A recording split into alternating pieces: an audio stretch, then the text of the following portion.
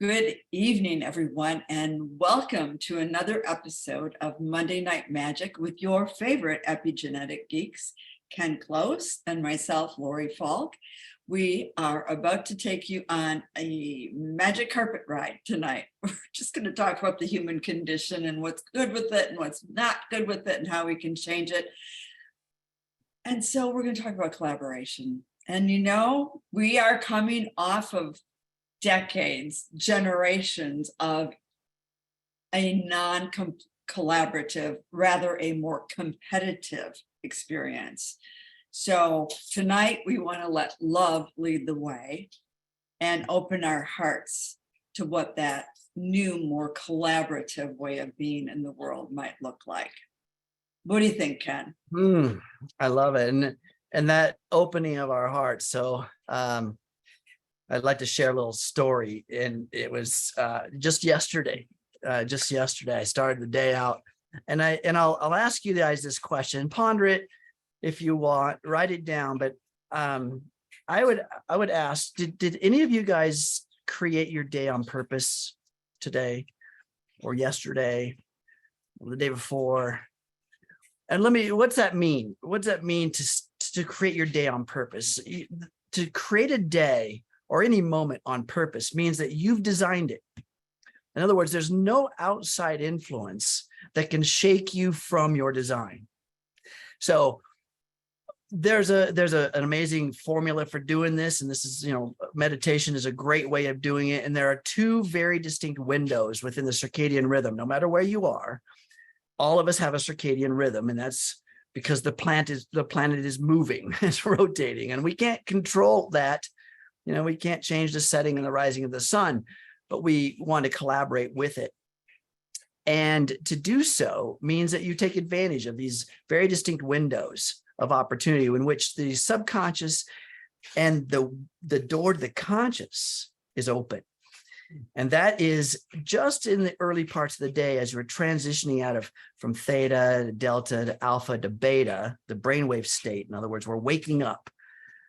There's a moment in which, before you define who you are, in other words, you look in the mirror and go, oh, there's that guy, right? Or you move and you go, oh, yeah, there's that condition I have, right? Before you do that, you set an intention. You create your day. You create your entire day. And I don't mean you have to say, okay, I'm going to go grocery shopping and I got laundry to do at noon and I've got an appointment at 3. No. I'm talking about creating a state of being. I am going to come from my heart, or you create a feeling, a state of being. It's a being. It's the thought, the body, and the moment. How do I want to feel?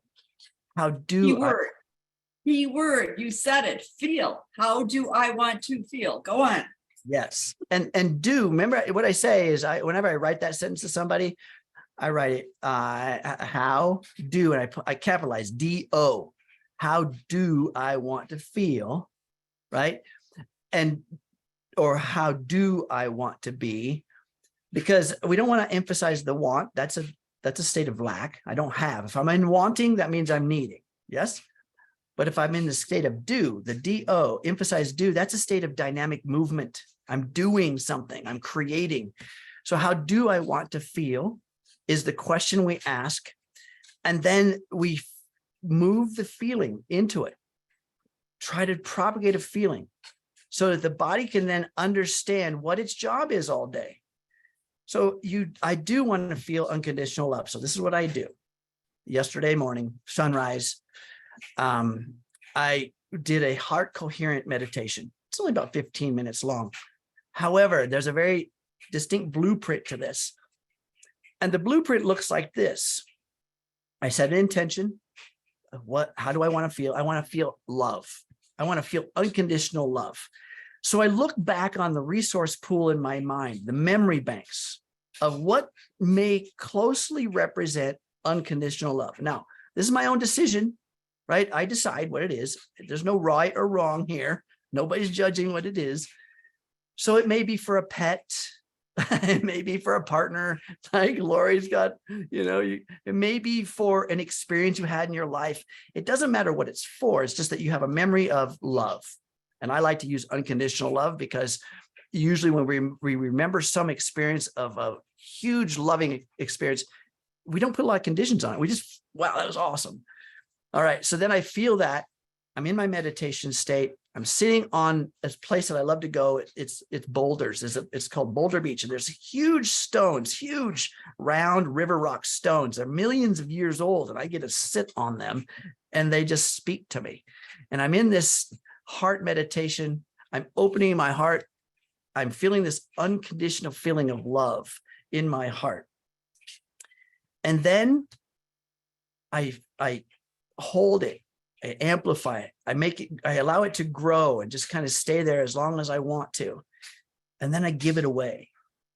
I send it out, and not just into the universe, but I give it away to somebody that I think could use it, right? Somebody in my world I know. I could give it to a group of people if I want. There's really no limit. But the point is, I want to give it away and be able to understand who or what I'm giving it to, and let it grow within them, propagate, expand.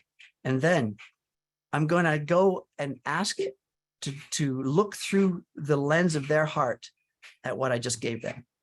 So in other words, I'm putting myself in their shoes, right? I'm building this love energy, giving it away, and then I'm putting myself in their shoes, looking at life through that lens, right? Because we never know what's going on in someone else's life when we interface and interact with another human, right? So I want to give that away. And then I come out of my meditation and I can stay there as long as I want. The meditation is only about 15 minutes long. I come out of that and then I start my day. I started my day intentionally. I created my day, right? And what did I create it with? Just energy of love.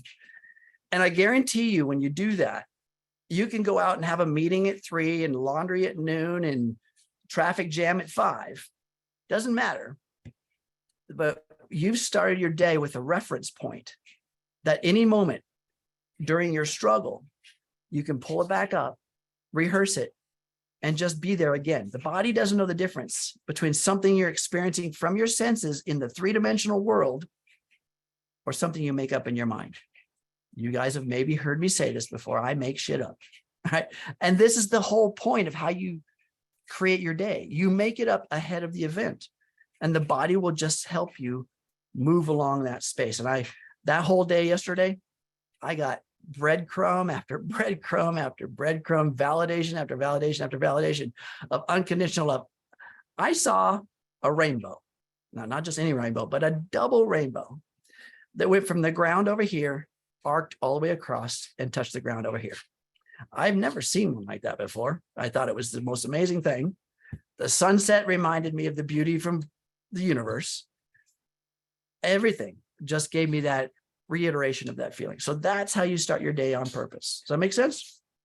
Yeah, but show us. A picture paints 1,000 words. You're dealing with an artist here. Show us. Show us that rainbow. Let's see. Can I come on the call? I think I have to register to call my phone to show that. So okay, let me do that. While you're doing that, let me just kind of pick up on a few things that Ken just said. Like, how do I want to feel, right? He's not just saying my day is going to be X, Y, or Z. He's getting into that state of feeling. And all of you that have taken any of my coaching programs know when we're writing intentions, my intentions are long, they're lengthy, they're flowery, because they're just full of every adjective and thing that I can think of to get you out of your heads and into your hearts. Because it's when you can feel the way you're going to feel, when you're in that timeline of this magnificent day, then you become a vibrational match to attracting all of that. All of that. You can't just intellectualize it, guys. That's not how this works.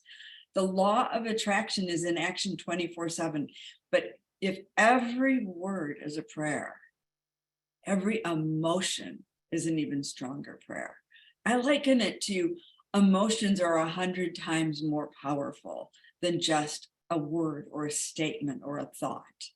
So when you can feel the way you're going to feel, when you can get into that heart space, you're vibrating at such a high frequency that, I'm sorry, then the universe can't really recreate your day. And I know a couple people have been saying that in the chat.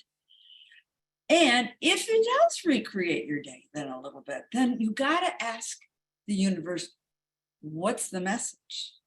What are you trying to tell me? What are you trying to show me so that I can attract at the level my intention was to attract? Very, very important stuff. I love it.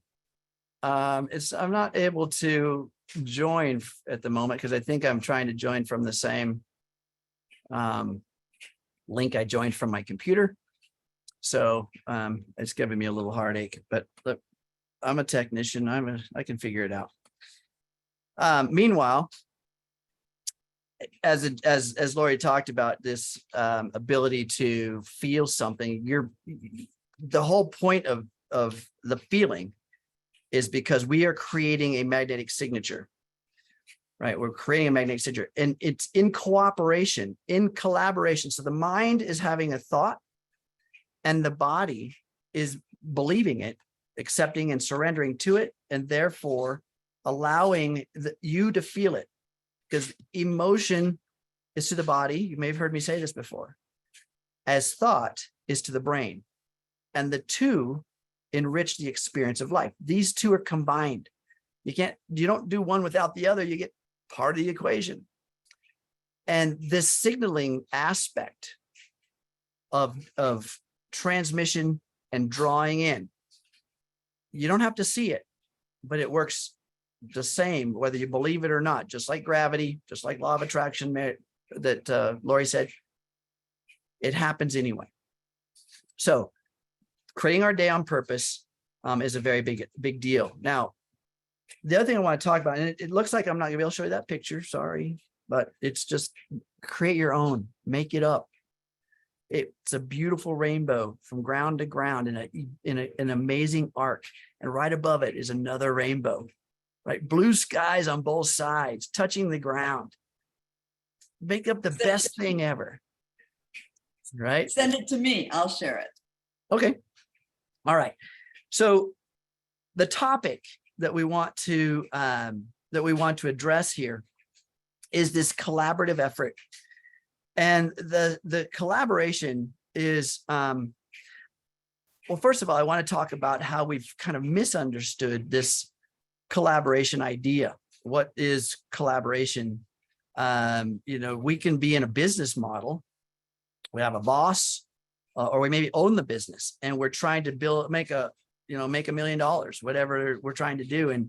And because of that, we're trying to force an outcome. I mean, how many, I don't know, businesses might have an ego to them? How many businesses might have some kind of a greed to them? I mean, maybe none that you know of. I know none of you are involved in any of those, but maybe you know of some out there that have some greed aspects or unserving ways of doing business. That's not really cooperative. And so what I'm going to talk about a bit tonight is essentially a world transformation movement. This is a movement essentially created by a biologist. His name is Jeremy Griffith. Maybe some of you have heard of Jeremy Griffith. He's a biologist in Australia and created a lot of research around what's understood about what we call the human condition. The human condition, where we are today and how we got here, to believe that we are in nothing more than a survival of the fittest, or an instinctive profile that got us here in the first place, right? So in other words, have you ever heard of the survival of the fittest? Have you ever heard of only the strong survive, or those kind of theories? And that it was the reason we're here today as a species is because of early man It was the strongest one with the biggest club that could fight off all the predators that survived, right? So the survival instinct of survival of the fittest, the force, the pound, the kill, the war, that whole mentality as to why we're here as a species today. And so what's happening now in the science side of life is a better discovery genetically of why we're here. Because if it were true that the only reason that we were here was because of the survival of the fittest, in other words, the genetic code that we're in right now was all predicated or built today upon a survival instinct of eat, breed, and rest, then why do we have this intellect? Where did this consciousness come from? Where did that propagate into the genetic code? Right? So there's a thought, there's kind of this instinct versus intellect condition within this current state of humanity. Instinct versus intellect. And if we are all instinctive, then why are we now so smart? Right? Why have we created so much amazing technology? Because if we just need to eat, reproduce, and rest, all we need is some food, some other partner, and a place to sleep. We don't need Zoom calls to talk about the past. We don't need technology to turn the lights on. We don't need a smart car that drives itself. We don't need that, but yet we have it. So intellect somewhere along the line came into play and it became important. And I believe that that's where the dissonance is as an intellectual person. All of you guys are extremely brilliant. And I know this. Why? Because you're here listening to what we're talking about right now. And the fact that you're brilliant means that you're not built upon a savage survival instinct, right? Because, why would you be here? You would just be in competitive mode and out trying to beat somebody for what they have. I want to take it because I need it. It's mine. And that belief structure is being taught. The survival of the fittest is being taught. And we were taught that. And yet we're smart enough to be able to learn new things, change behavior patterns, do complex computation in some cases, or whatever it is we do in our life. And so there's a dissonance between the beliefs that we were taught, right? The survival of the fittest, and this intellectual understanding that there's a connection, collaboration, and partnership. And that dissonance, that struggle to figure out which is true is, and don't take this wrong, has built a psychosis. It has built some internal mechanism that I'm not good enough, right? Or that I'm in a state of lack, or that I am not smart, that I am in some way in suffering. And if I'm here, I must have survived as the fittest. So why am I in suffering? Why am I in pain? Why am I having such difficulty in my life if I am amongst the fittest to survive in our species? And so the cool thing, though, is that if this dissonance, this difference between the survival understanding and we're here because of our intellect, if it is a psychosis, well, psychosis can be cured and healed, right? We can learn new information, and don't take psychosis as a bad word, folks.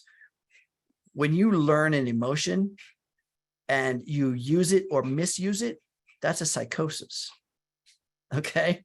Especially when you misuse it, right? When we learn things about emotional conditions, and we are then also taking those emotional conditions from our past, and they become a trauma, and they limit our behavior, our perceptions, our actions today, that's a psychosis. I know none of you guys have ever experienced this.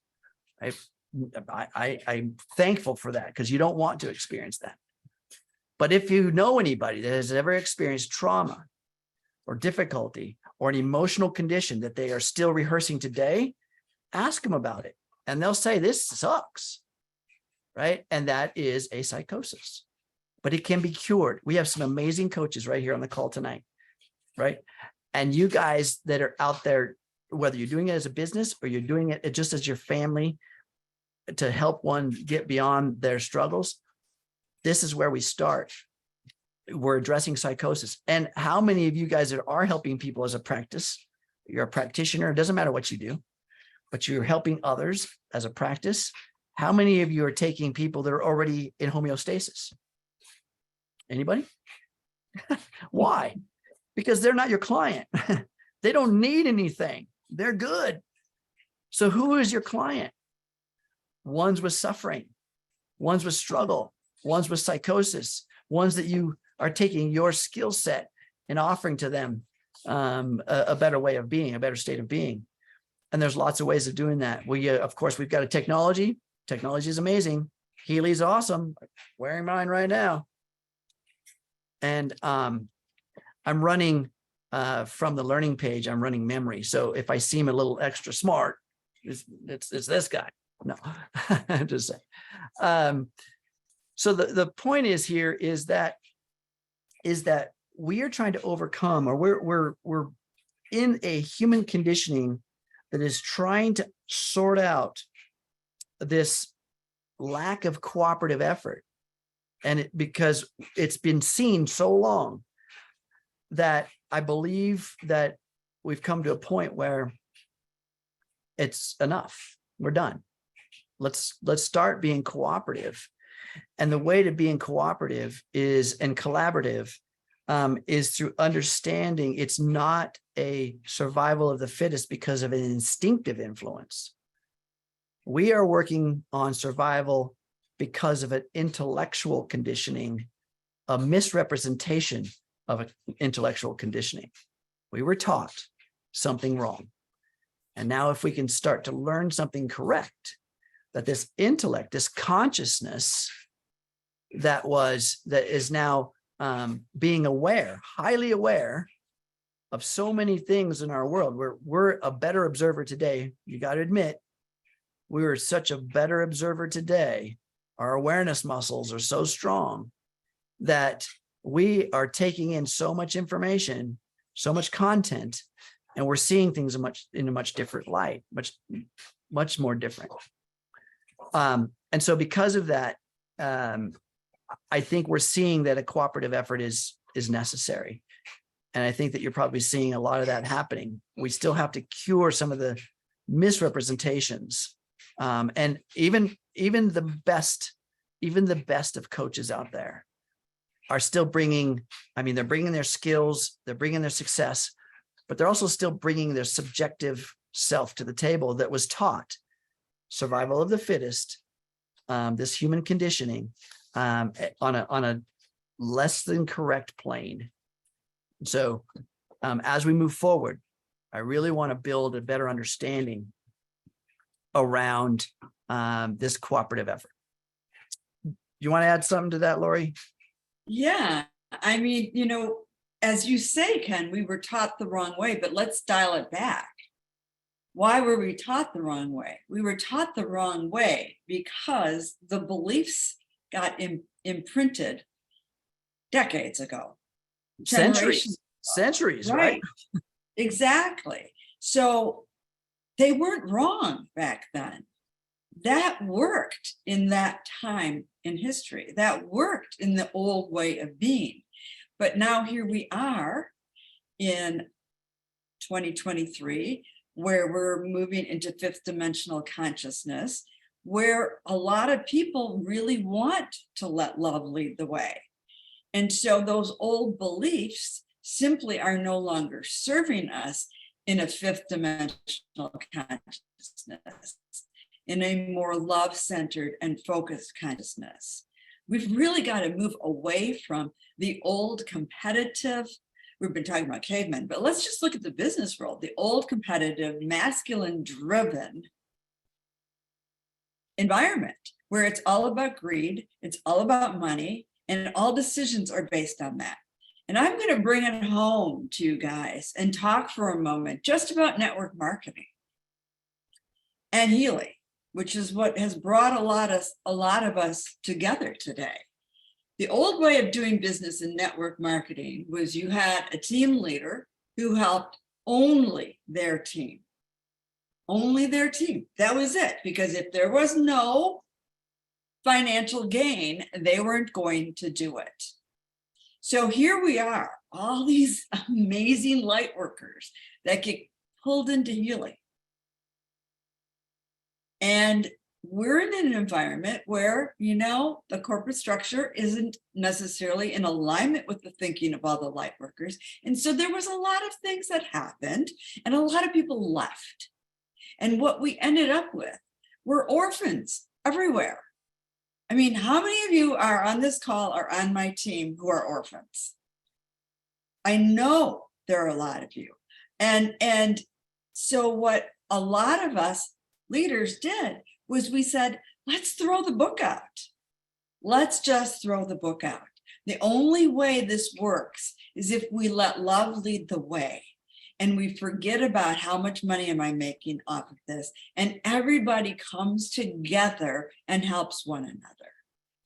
That is not normal in a network marketing company. And it is what has happened in this company. And honestly, that's exciting to me. I have goosebumps as I'm telling you this, because we're changing the paradigm. Mm-hmm. We're changing how this all works. Mm-hmm. I think that's pretty magnificent. Yeah, and if we were of that mindset of survival of the fittest, none of what Lori said in terms of this evolution of the network marketing arena would have taken place, because it would be instinctive. It would go against our instincts. Like, how many of you guys have ever been around non-domesticated animals? Right? They're, for the most part, they stay away from you, right? Or if they're completely unexperienced with humans, they may be very curious. But an instinctive animal, animal who just operates on instincts, is looking for the three big ones: environment, body, and time, right? It's like the space of where they're at: to eat, to breed, and to rest or recover. That's it. So we've been, if we continued that genetic coding or that belief structure, that's how our genetic codes worked, we wouldn't help anyone else that wasn't directly financially assisting or benefiting us. Greed or selfishness would be our driver, right? We just want to make sure that we take care of our own. And that's not what's happened. There's been an evolution. And so this cooperative, collaborative efforts are starting to grow. And I think that it's highly important that we continue to that, because, back in that whole understanding around that survival, why, if it was instinctive, like an animal, they don't really think. An animal doesn't really think intellectually, or there's not really a consciousness they're trying to, like, if they eat or if they kill something, their consciousness is not saying, oh, dang it, I might as well eat it, right? No, they're not doing that. They're doing it because it's a necessity. There's no consciousness that's feeling bad about it, right? It's like, wait until something else tries to take that about, and then they're fierce, and if you're going to try to take my food, I'm going to eat you too, or I'm going to fight you off. But the point is that that there's not an intellectual thinking consciousness like within us. So this does separate us as a human, the human condition, from that instinctively driven animal. We still have instincts. Don't get me wrong. I mean, there's some highly instinctive humans. We're all highly instinctive. And that's what we actually call intuition, right? I call intuition. Maybe you guys call it instincts. It's intuition is what drives us beyond the conscious mind. It drives us at a much deeper subconscious spiritual side, an energetic field in which we're tapped into. And just to understand that field, folks, you're not going to be tapped into it if you're stressed out.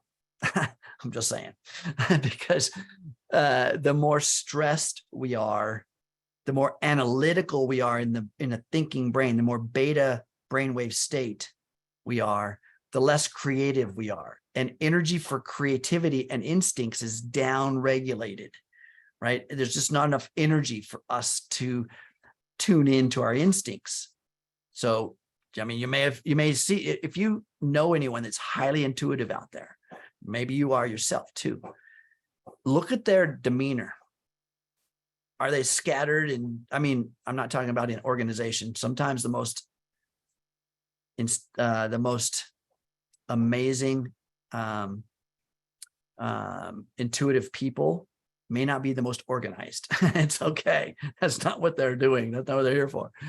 However, they're pretty centered, right? They're really not a whole high stress response all the time. They're usually pretty centered. So, so back to this cooperative effort, our genetic pool within all of us has a possibility for almost infinite combinations of expression. Think about this for a minute. Your genetic pool, all of us sitting here in this cell structure called a body, by the way, 100 trillion cells in full cooperation, right? How many of you guys ever been to a board meeting? 5 people can't even get along, right? 10 people can't even get along. They can't make a decision. It takes another committee meeting. But you got 100 trillion cells saying, I love you, and I want to help you. And they're saying to the other, I love you too. I want to help you. And so when the muscle says, hey, I need some energy, I need some direction, I need some strength, I need some coordination, all of the nervous system cells says, you got it, brother. Let's go, right? Fist bump. And all of a sudden, the signal from the brain, even the brain cells are going, yep, we got this. All the other parts of us are interfacing together to do what? Just stand up. You thought I was going to say work out or something hard. Just to stand up. The cooperation to go from the seated position to the standing position requires hundreds of thousands of operations. And they all have to happen very fast, right? And I'll tell you, how do you know that there's a cooperation? Well, first of all, in order to go from sitting to standing, when you change from sitting to standing, there's a muscular involvement that requires energy. To get energy to any of the structures in the body requires blood flow. To get blood flow requires heart, right? To keep the heart healthy, it requires oxygen, also going to the muscles. It requires amino acid transport, right? So there's a lot of things going on right there. In addition to, have you guys ever stood up and got lightheaded? Anybody ever stood up and got lightheaded? Like, oh, I stood up too fast, I got lightheaded. Well, the truth is that your system, globally, your system was depleted. Maybe you're a little dehydrated, maybe you're a little sick, to, maybe having some kind of battle your body's having. You're tired, whatever. Because under normal conditions, when you stand up, remember, like you guys have all said, yes, I've stood up and got lightheaded, but that's very rare, comparatively speaking. Most of the time you stand up, you don't get lightheaded. And that's because the energy that's being taken away from other systems, such as your brain, the reason you got lightheaded is because blood flow is inadequate to the brain. Oxygen flow, inadequate to the brain. Where does the oxygen come from? Blood flow. Okay. So it's inadequate to the brain, so you feel like lightheaded. So when you stand up, that operation requires lots of energy. It also requires the body to be precognitive, to read the mind and prepare the brain's health. So when you stand up, you don't get lightheaded. And what it does is, here's the amazing part. Every one of you guys, just give your body a pat on the back, because when you go to stand up, the body reads the mind of the intention. Lori talked about intention. It reads the mind of the intention, and the adrenal system squirts a little bit of adrenaline into the system to increase the flow of blood to the brain. So when you stand up, you don't get lightheaded. What? That's crazy, isn't it? Isn't that, I mean, just look at that small little principle that the body had to do. And that's cooperation of what? This entire global system. 100 trillion cells being in cooperation just to stand up. Now, if we're talking about some kind of performance activity, such as, exercise, bodybuilding, running, gardening, something that's extra, then it even requires more. So I just want you to understand what's going on in this body, in this cooperative system. And the way that those cells communicate to each other is the modality, I should say the medium in which that communication system happens is water, intracellular, extracellular water. And the signal that's going through this water system is the speed of light. It's a light frequency. Have you ever heard that we are beings of light? That's where it comes from, because the communications frequency is of the light frequency. That's how fast it communicates. That's how there's these abilities for your body to respond quickly. That's a cooperative effort. So if we were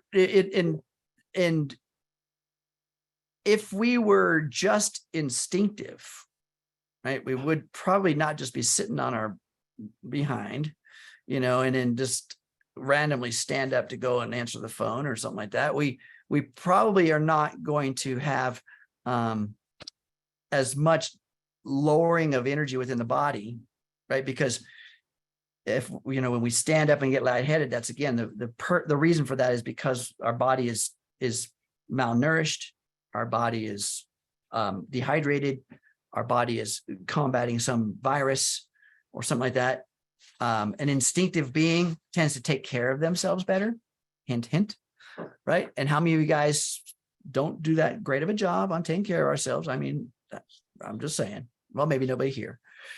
But the point is that even if we're dehydrated a little bit, that means we're not caring for ourselves properly.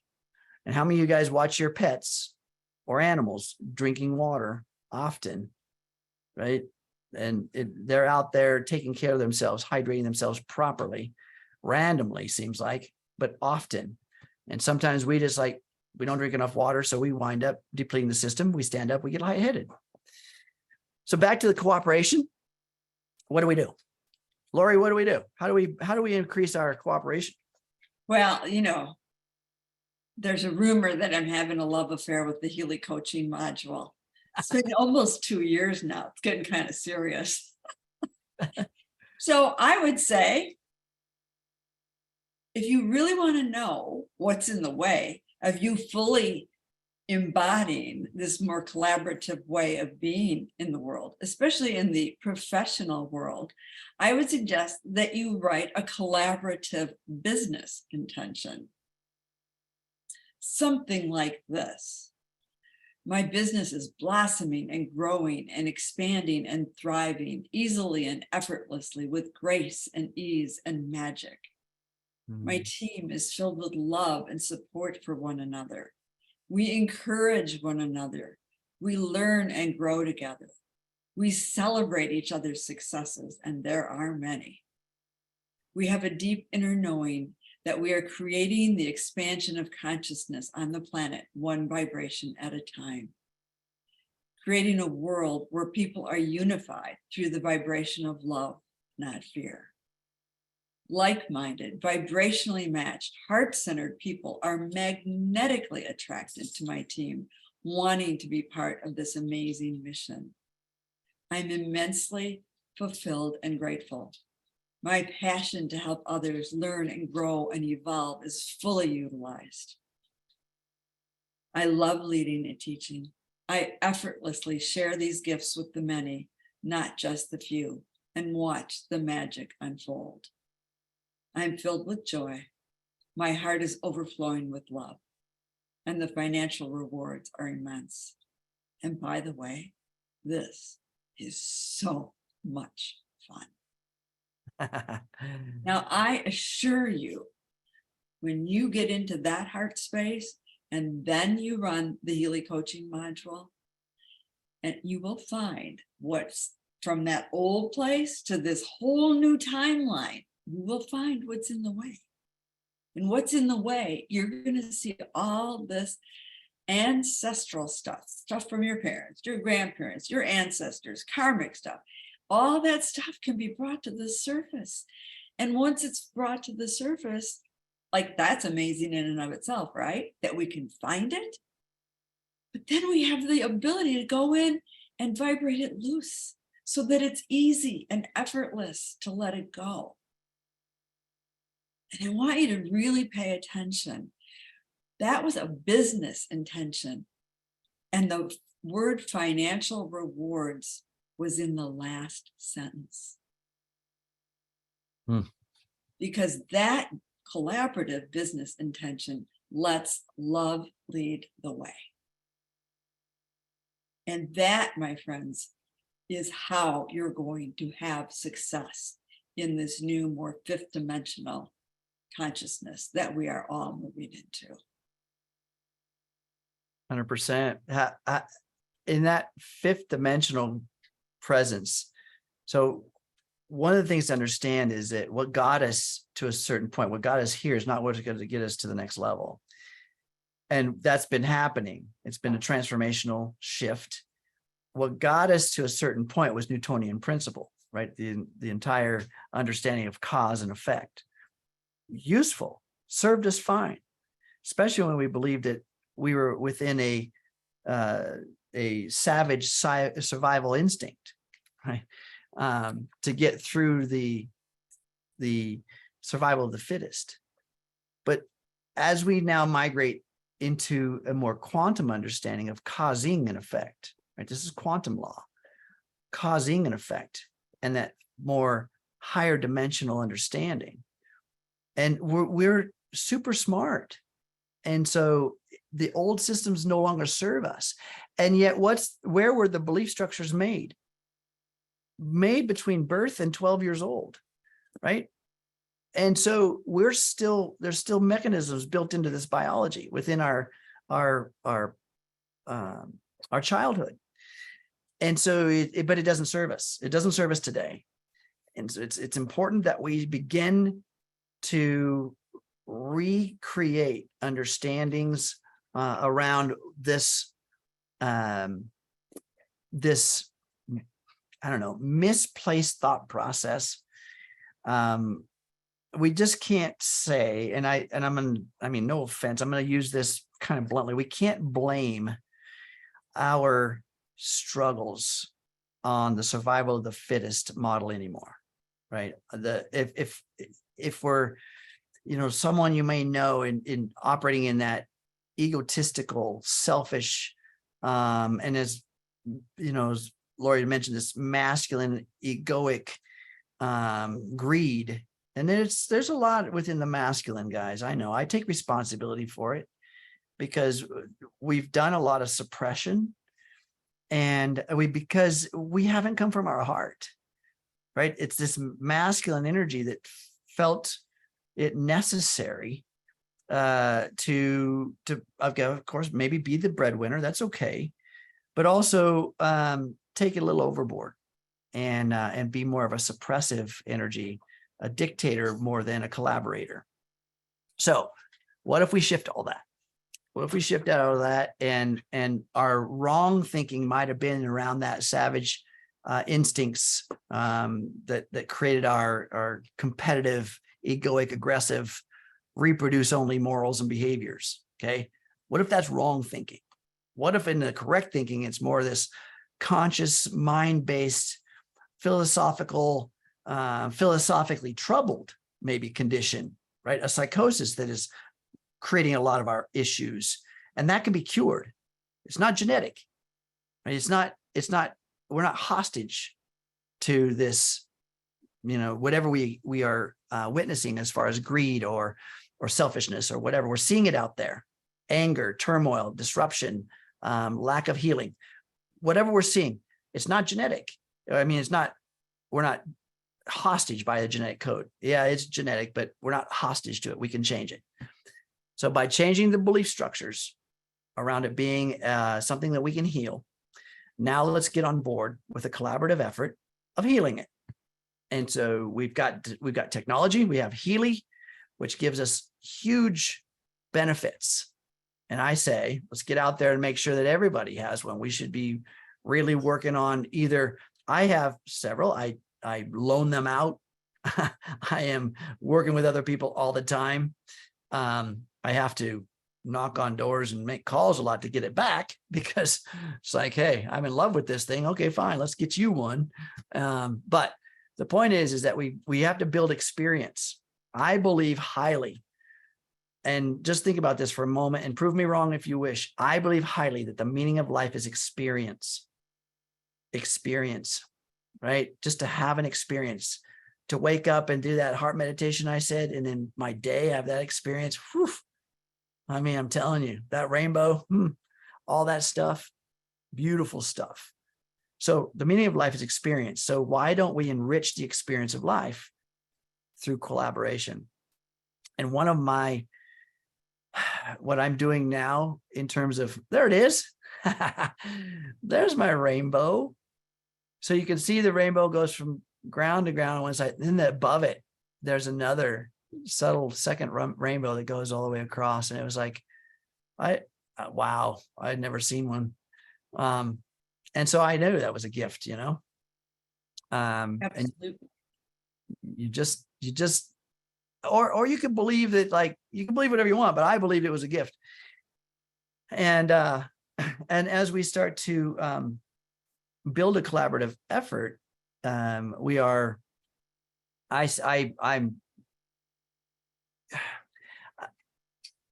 my vision is a healing system of multiple centers, duplicatable systems that are all over the world, and with well over 100 different healing modalities. And as we start to teach other people what healing means, I'm not talking about the conventional model of masking, but true healing. If anyone here has any condition within themselves, mental, emotional, physical, spiritual, and you were able to heal it once and for all, it would never come back to speak to you again, because it is healed, it is solved. Wouldn't that be valuable? That's what we're doing. And that's what our technology is helping us to do. Healy is helping us to take and rebuild cell structures, rewrite the genetic code to the 800,000 cells per second, and giving that opportunity for it to be its maximum and most optimized version. And then, as you've maybe have heard before, if you guys have ever traveled anywhere on the airlines, the steward or stewardess gets up and says, in case of a decompression of the cabin, oxygen masks will drop down from the ceiling. Place your oxygen mask on you first before what? Assisting others. Others, yes. Why? Because you're no good passed out. You're no good to anyone else. And so we can't step over our health to help another. We start with our health, and then we're stronger and better, a cooperative effort to help others, right? 100%. And, when we are looking at others, we have to remember, this is the group of people here tonight. You are advanced souls. You're not normal. You're not the average, ordinary people, or you wouldn't be listening to two epigenetic geeks for an hour. So with that in mind, when you see others not letting love lead the way, when you see others being aggressive, when you see others being filled with greed and letting their egos and instincts lead the way, I want you to do something. I want you to put on your empathy hat. Empathy is your new word in business. And when you hear someone reacting in a way that would normally get you angry or make you like, what is that about and why are they doing that? I want you to try this. When I try on being you, when I try on being that person, whoever that person is, I'm mad because. Why might that person be mad? Don't look at it through your lens. Look at it through their lens and their life and their mentality.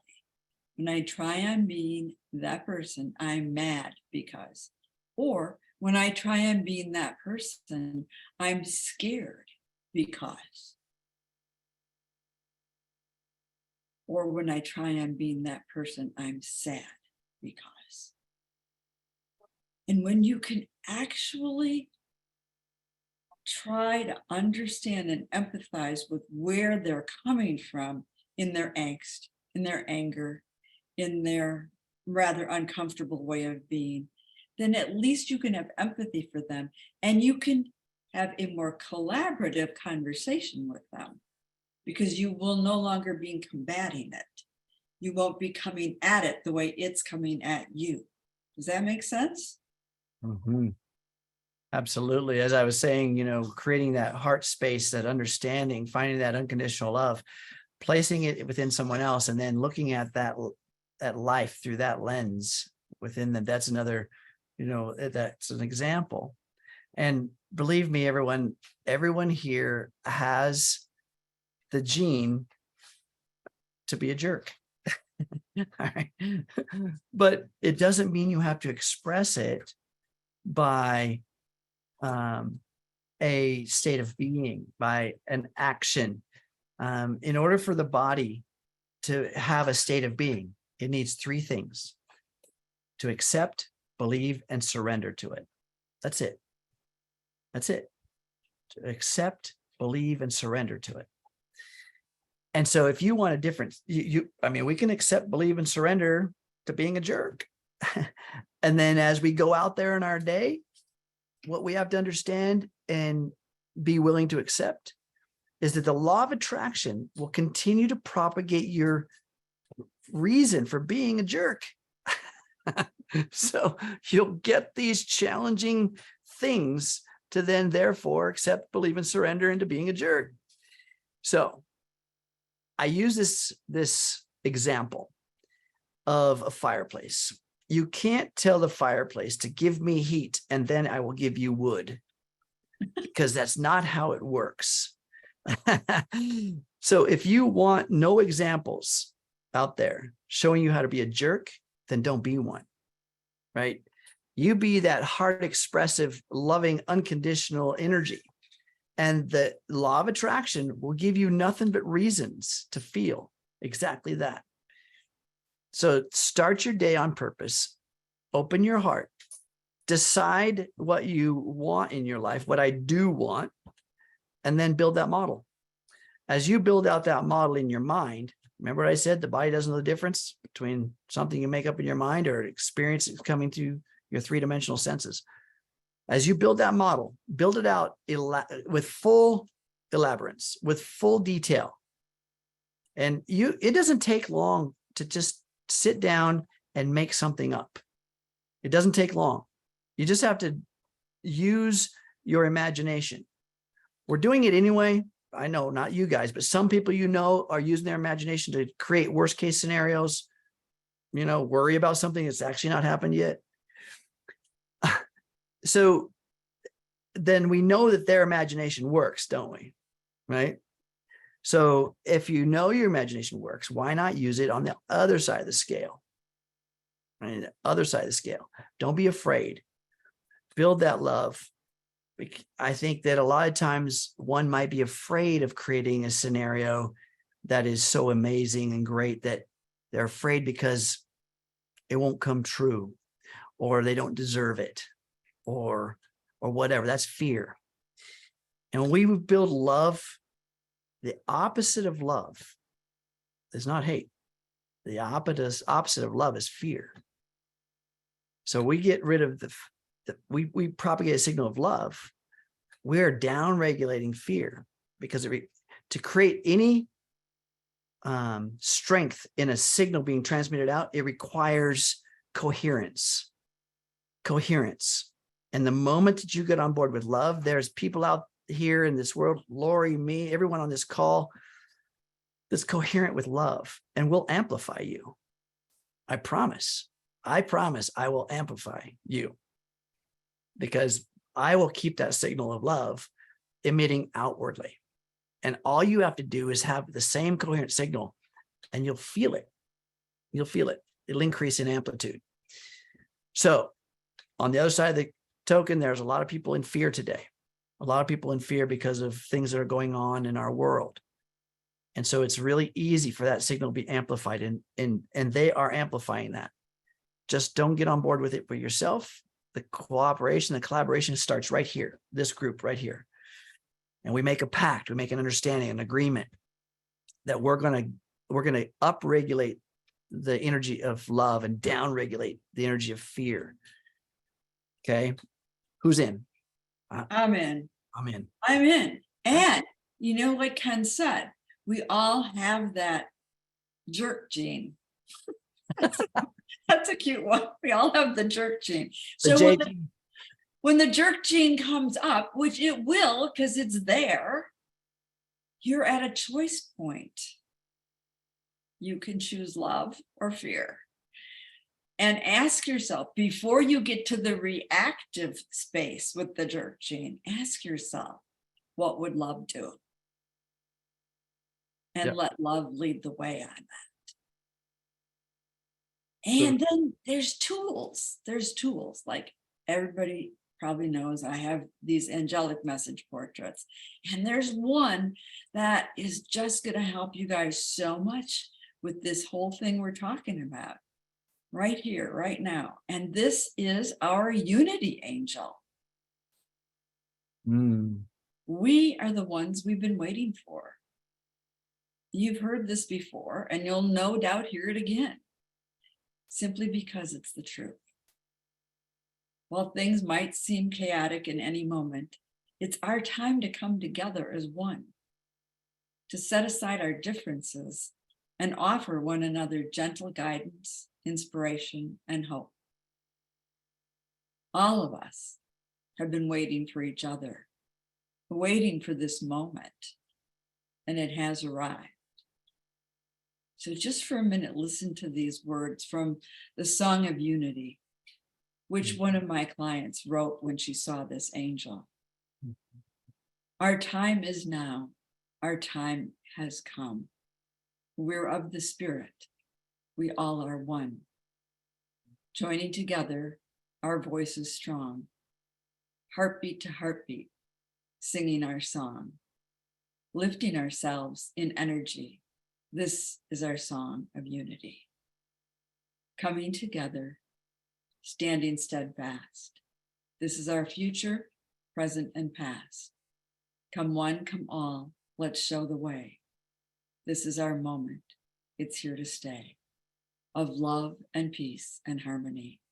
Of joy and light, our spirits free. Lifting ourselves in energy. This is our call of unity. We are apart, lighting our way. We're all a symbol of this new day. Feeling our spirits, keeping us strong. We are all angels singing our song of love and peace and harmony, of joy and light and spirits free, lifting ourselves and energy. This is our song of unity. Wow. That's awesome. Thank you.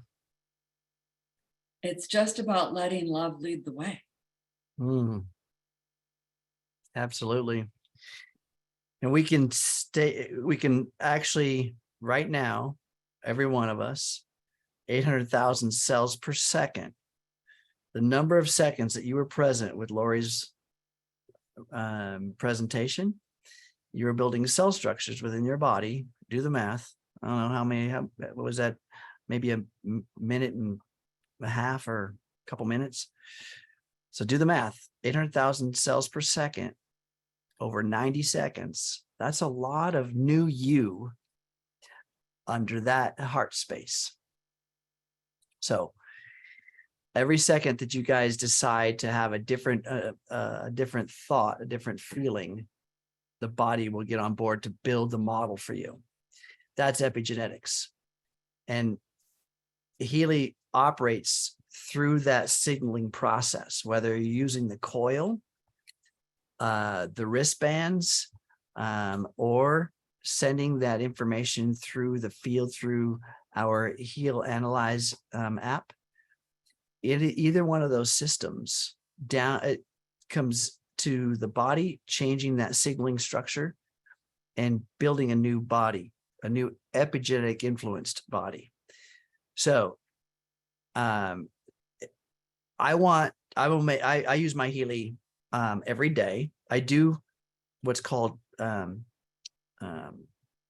do a little break system, which is hedonic calendaring. Hedonic calendaring is where you remove all the modalities in which you do to, I don't know, maybe to improve your health, So like, in other words, you don't do yoga for a day, you take out your exercise for a day, maybe you're not so diligent on all your whatever your supplements or whatever you do, meditation, whatever, you take all of these things out of the way to find out what the baseline for your body is and see how your body responds, and you add things back in, because we get into such a routine of certain things and we go, well, I can't survive without my Healy, or I can't survive without this or that or the other. We don't know for sure until you do a little removal of things and allow your body to reset and then add back in so you can see what the effects are.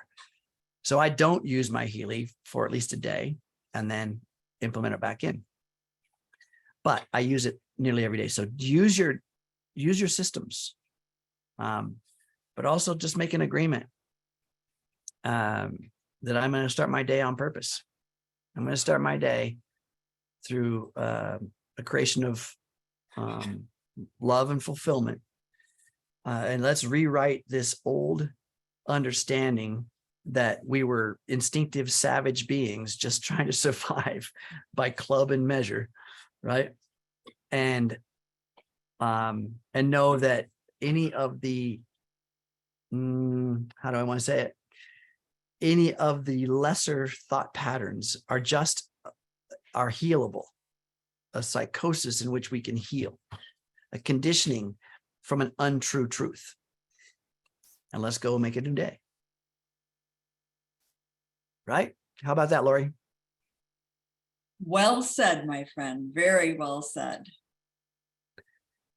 So this will be recorded. This is recorded. Everybody gets the opportunity to go back and revisit this. If you found anything useful, maybe share it with somebody. If you want to save, do you have the save chat? Yeah, the save chat's on. If there's any links in there and the stuff that's in the chat, you know how to save the chat. Click on those three little dots down there, and there's a save chat function if you're on your computer.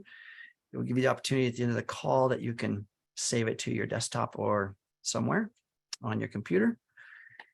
The next one Lori just posted out there is August 14th, our next Monday Night Magic.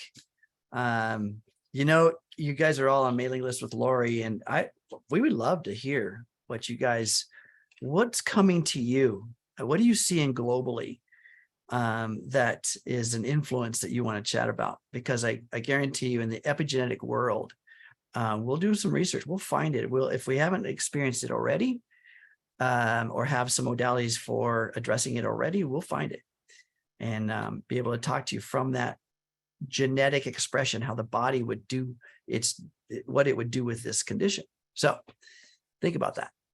Yes, I agree. Let us know. I mean, we're here to bring you valuable information, but we would love to know what you want us to chat about. You know us, we're Epigenetic Geeks. We'll unpack just about anything and have fun doing it. I promise any thought that you guys come up with is already a genetic influence on your state of being. 60 to 70,000 thoughts a day, all of which assisting that 800,000 cells per second in their genetic outcome. Think about that. And you think you're just sitting there reading a book? You think you're just in traffic getting from point A to point B? No. There's a lot going on. So there is. And I just want a little housekeeping tip here. A lot of people have been asking me, I registered last month, do I have to register again? The answer is, if you registered last month, you should have gotten an email that gave you a link that works for the entire year. So just keep that link and put it in your calendar and put it on the second Monday of every month, and you will be here, same time, same place, with the crazy people. Crazy people, epigenetic nuts. Thank you all for being here. I feel you in my heart, and I am so grateful for you to be there. Believe me, just feel into the feeling of love, and I will sit there and amplify you. I will assist you. I'll be there anytime, anywhere. All right. Big loves, everybody. Thank you so much. We love you guys. Well, Have a beautiful week, a beautiful month, and we cannot wait to share more next month, August 14th. See you All guys. right. Love you guys. Have a great evening. Bye. Bye-bye. thank you. Mwah. Mwah, mwah, mwah. Okay, now, bye. Thank you. Love you guys. Love you too. Thank you so much. Thank you. Fantastic as always. Thank you. Namaste. Thank you. Good night. Good night.